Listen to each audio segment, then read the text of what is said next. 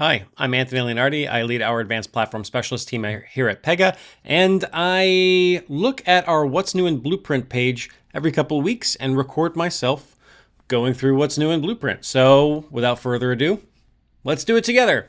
So February's been a pretty big month so far. We got SLA configuration for assignment steps, so that's a pretty good one. We've got embedded data fields and workflow steps. What does that mean? With step, you can choose exactly which fields to include. That's awesome. So before, you could choose an embedded object. So if you had like customer, it would show the whole customer object. You had no control over which fields would show up in the assignment. So I think what we're going to be able to do is pick some of them and then maybe pick some of them for another step. So that'll be great. And then automatic backup before blueprint regeneration. Okay, so if you regenerate something, you get a new version. That's actually really handy. That way you can roll back real quick if you don't like what you get. Cool. All right, so let's switch over to Blueprint. We'll do the SLA, then we'll do embedded data, and then we'll do regen. Great. Blueprint. So I've got a complaint management blueprint ready to go. So for SLAs, let's say it won't be in the front. Let's do verify customer identity. Let's say we want to do that within a day. So we'll open that up. This new tab, okay. And two areas. So target completion time.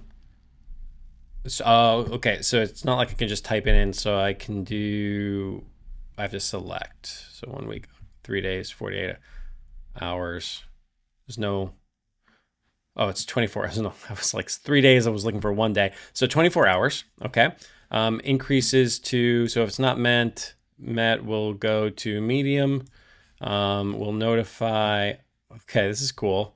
The assignee and the manager. Okay. And then I could transfer the case. So I can't do like the goal deadline late thing. Okay. All right. Well, okay. So target completion time. And then I can transfer the case to the manager or any persona. Okay, cool. So in this case, who am I? I'll just transfer it to the manager. Oh, it is. Okay, so goal one late. Okay, perfect. So I'm wrong. I'm learning. So I can say 2 days. So I don't want to actually transfer this to anyone. What I want to do is wait till, 48 hours. And then it goes high. And I'm going to notify the manager. And then I'm going to transfer it to the manager. Might as well not. Okay. All right, cool. So there's two sections. You can basically have a target completion time and a maximum allowed completion time, and then you can take different actions depending on it. So, all right, awesome. It'll be interesting to see. I can't do that today, but it'll be interesting to see once I import what like urgency medium translates to, because I'm used to doing that like numerically. Okay, save. All right, what's the next one? So SLA and then embedded data. So I have a perfect one in this blueprint for that. So we have a step called capture customer info. And previously that was all scalar fields at the case level, which we don't like doing. We want to put everything in either data reference objects or embedded data objects to create a better structured data model or more organized data model. So here we have customer name, customer address, customer email, and phone, all top level. So instead, do we already have a customer object? Let's create a customer embedded object.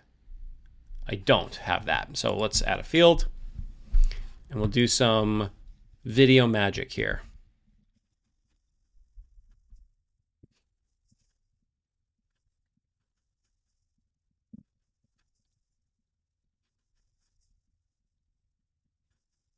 Okay, so now we have customer name, phone, email. I don't remember all the fields, but I want to add another one called like customer tier. So maybe we have different tiers of customers, gold, level, platinum, and we want to handle them differently. But when we're taking in a complaint, we won't want the customer to enter that. That would be weird, right? So this will be a pick list. So the tier of the customer. And so I want the object to have a field that I don't want to show so that we can show off this feature, hopefully. So it'll be like, I don't know, bronze, silver.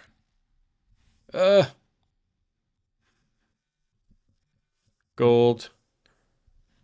And then we'll save the embedded object.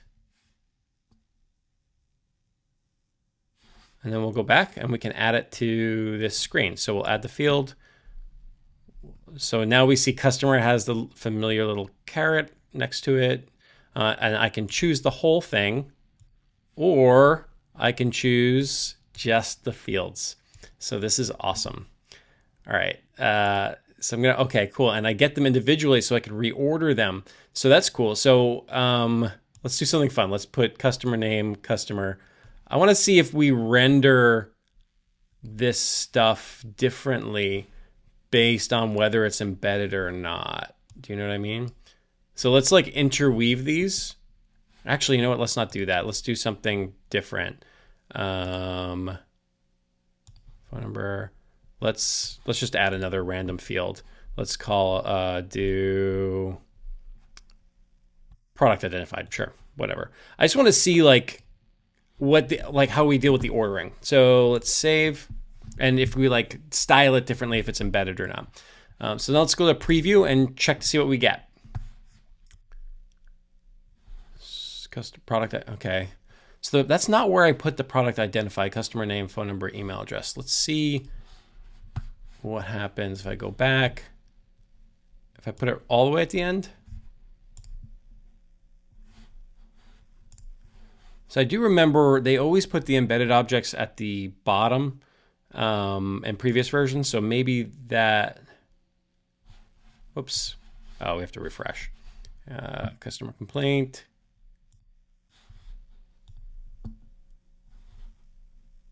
Yeah, so product identified is at the top still. Okay, so basically the way that Blueprint orders fields is to put generally the scalar fields up at the top and the embedded fields down at the bottom. So it's going to do some sort of like reconciliation with that. Cool, it's good to know. Maybe we'll see that change in the future. But this is huge because now I can say, you know, maybe I have a step to capture like name and demographic details, and another step to capture like multiple addresses that they have, and then another step to capture like maybe dependents, so that you can have like a nice nested data structure without having to have scalar fields to match them in order to separate them on multiple steps. So huge fan of this feature in Blueprint. I think it's going to make blueprinting more true to how we actually implement. So this is awesome. And so the third thing, it was regenerating. Oh, new version based on regeneration. All right, let's go. So let's go to, I think, the application context. It's a little tricky to figure out how to regenerate. But basically what you do is you go to application context, you come here, and then we'll just say, and add extra steps. And then you get the regenerate with Blueprint button, which I think is cool. So basically you have to change something about the application context in order to regenerate the whole blueprint.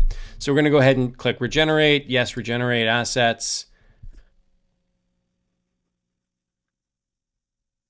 And now we see we are operating in V2.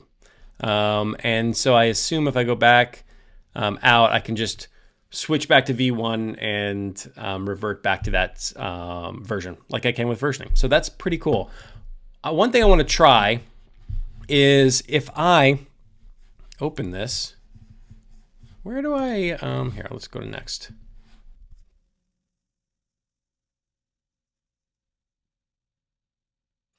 Okay, so if I try to regenerate just one case type, what's going to happen? So I can go to edit. It's still working. All right.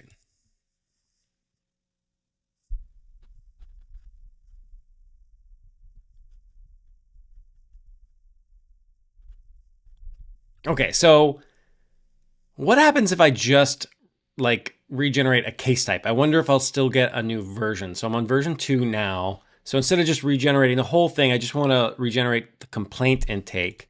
So we go to edit and save and regenerate. Add a second investigation stage. Save and regenerate.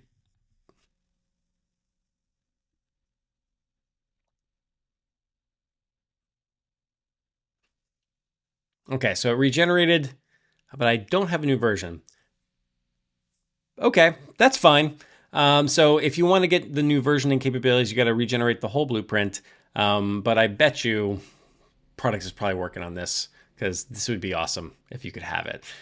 So I think that's it. 3 new features in February so far. Actually, it's the 27th, so probably for February. You get SLAs, which is huge. It was a big missing piece. Now it's in there. It's like core to what we do. So that's awesome. You get the picking specific fields on embedded data within your assignments, which I think is going to make everyone's lives so much easier. And then obviously new versioning when you want to let AI take control and just kind of like reimagine it. I think that's also a really great feature, and I'm looking forward to seeing that make its way, hopefully, into the newer, like the more deeper nooks and crannies at the more atomic level, like case types, etc. So great release. Thanks, product. Love to hear your thoughts and how you're going to use this, and questions, comments, any things that you want to ask for in the comment section in expert circles. I'll talk soon.